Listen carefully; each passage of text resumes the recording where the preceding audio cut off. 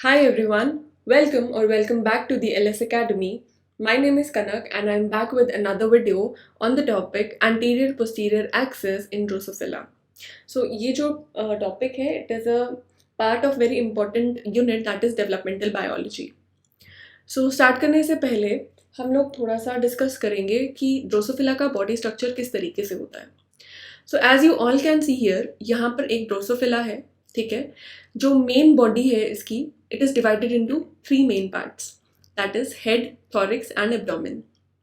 Now head जो है, head region, it mainly consist of mouth, eyes and antenna. जो thorax region होता है, it is divided into 3 segments, T1, T2 and T3. जो T1 segment होता है उसमें सिर्फ a pair of leg is there.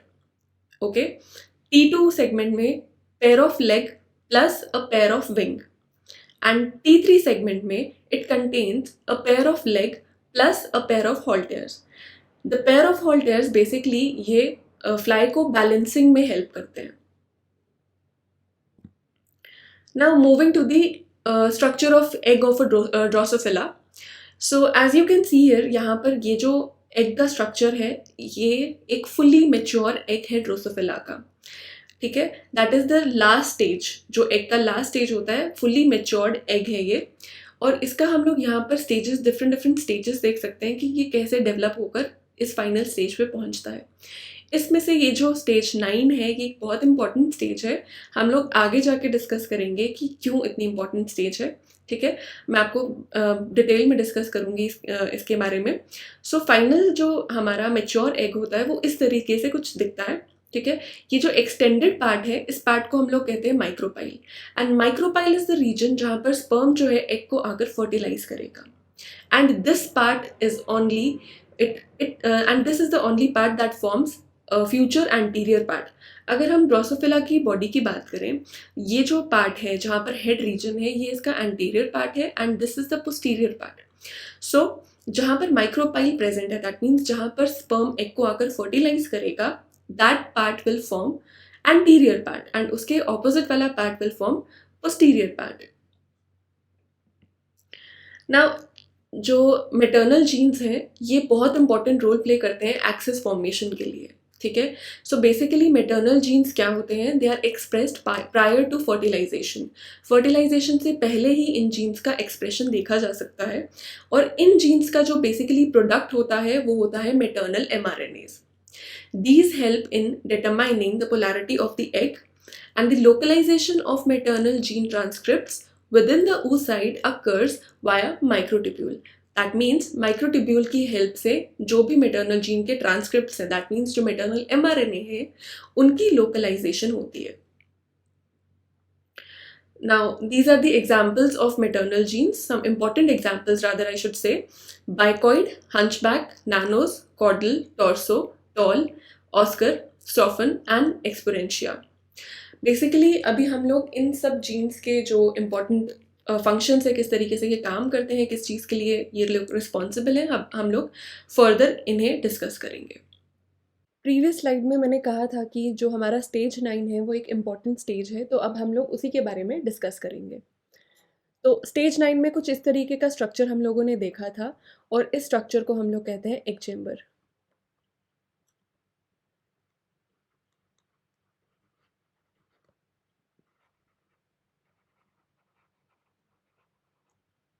Egg chamber. ठीक है, तो एक चेम्बर का स्ट्रक्चर कुछ इस तरीके से है कि oocyte प्रेजेंट है, उसके अराउंड कुछ सेल्स हैं जिनको हम फॉलिकुलर सेल्स कहते हैं, एंड कुछ इस तरीके से बड़े सेल्स हैं जिनको हम लोग नर्व सेल्स कहते हैं.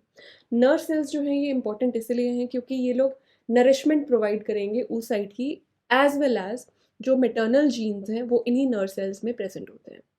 अब हम लोगों ने पिछले स्लाइड में पढ़ा था कि जो मेटर्नल जीन्स हैं वो अपने आप को बिफोर फर्टिलाइजेशन एक्सप्रेस कर लेते हैं. सो यहाँ पर इनकी एक्सप्रेशन होके मेटर्नल mRNAs का फॉर्मेशन हो जाएगा. Now these nerve cells basically ये इंटरकनेक्टेड होते हैं with each other as well as with oocyte. ये इंटरकनेक्शंस क्यों है? सो दैट जो मेटर्नल mRNA है वो इस इंटरकनेक्शंस के थ्रू oocyte में एंटर कर सके. नाउ जो लोकलाइजेशन होगी इन mRNAs की, वो डिफरेंट डिफरेंट पोजिशंस पर होंगी। कुछ जो है वो एंटीरियर पार्ट में लोकलाइज करेंगे एंड कुछ जो है वो पोस्टीरियर पार्ट में लोकलाइज करेंगे। एंड लोकलाइजेशन किस वजह से होगी? माइक्रोट्यूब्यूल्स की हेल्प से होगी। ठीक है, सो जो एंटीरियर पार्ट की में लोकलाइजेशन करेगा वो होगा bicoid mRNA, bicoid mRNA। And जो पोस्टीरियर पार्ट में लोकलाइज करेगा वो होगा नैनोज mRNA। पॉइंट इंपॉर्टेंट है कि ये सब जो है लोकलाइजेशन जो हो रही है ये बिफोर फर्टिलाइजेशन हो रही है। ठीक है, अब जो लोकलाइजेशन है वो माइक्रोट्यूब्यूल की हेल्प से तो हो रही है, बट कुछ मैटरनल जीन्स भी हैं जो इन्वॉल्व हैं लोकलाइजेशन के लिए। सो बाइकॉइड mRNA की लोकलाइजेशन में हेल्प करने के लिए कुछ मैटरनल जीन्स भी इन्वॉल्व हैं। उनका नाम है exuperantia and swallow, exuperantia and swallow. ये कहानी थी before fertilisation.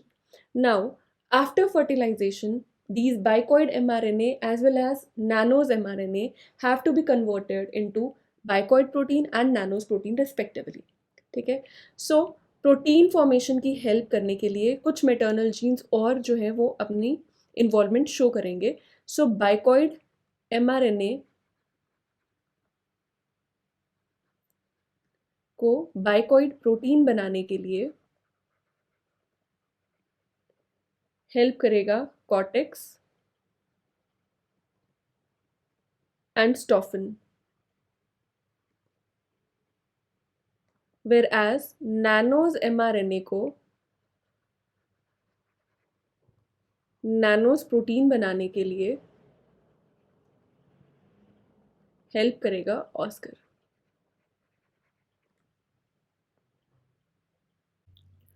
So previous slide में हम लोगों ने देखा कि जो बाइकॉइड है वो एंटीरियर पोर्शन बनाने में हेल्प करता है और जो नैनोज है वो पोस्टीरियर एक्सिस फॉर्मेशन में हेल्प करता है।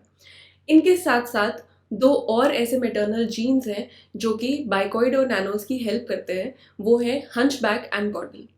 ठीक है, so as we can see in these graphs, ठीक है, जो ये ग्राफ है यहाँ पर हम लोग कॉन्सेंट्रेशन देख सकते हैं। दैट मीन्स यहाँ पर जो है यहाँ पर लो कॉन्सेंट्रेशन आएगी, यहाँ पर हाई कॉन्सेंट्रेशन आएगी। ठीक है, ये एंटीरियर पोर्शन है, ये पोस्टीरियर पोर्शन है। ऑलराइट, सो एंटीरियर पोर्शन में bicoid, this is before fertilization and this graph is for after fertilisation.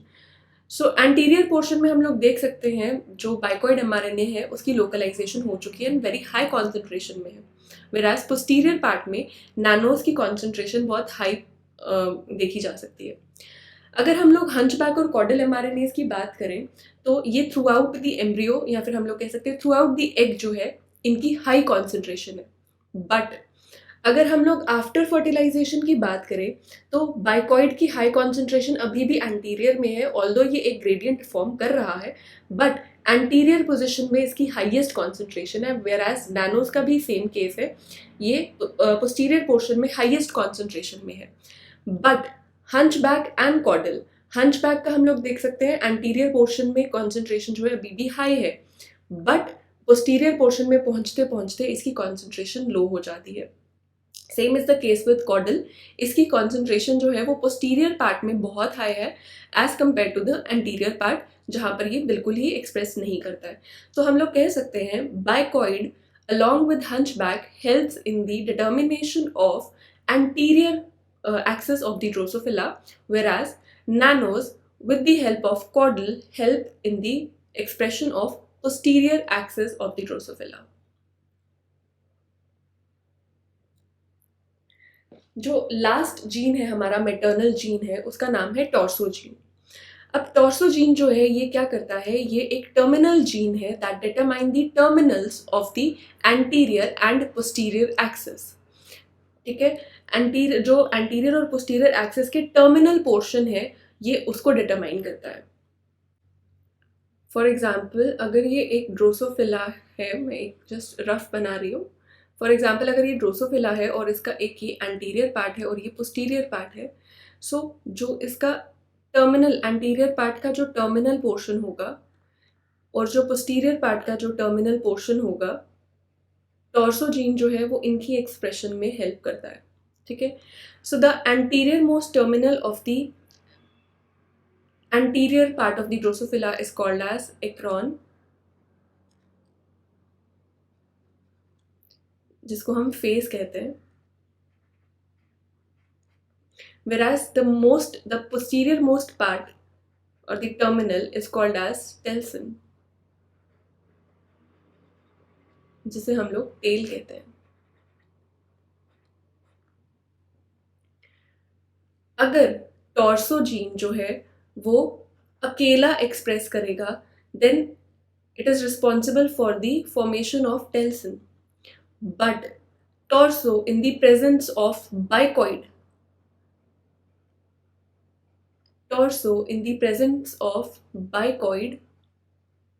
will lead to the formation of acron.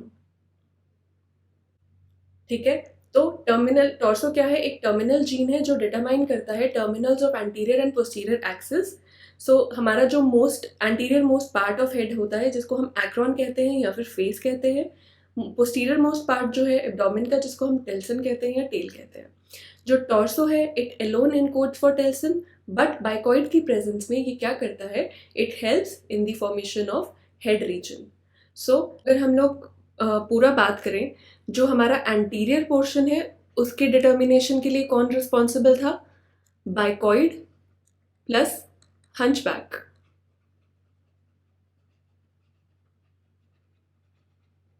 अगर हम लोग पोस्टीरियर पोर्शन की बात करें, पोस्टीरियर पोर्शन के लिए कौन रिस्पॉन्सिबल था? नैनोस प्लस कॉर्डल. और अगर हम लोग एक्रॉन की बात करें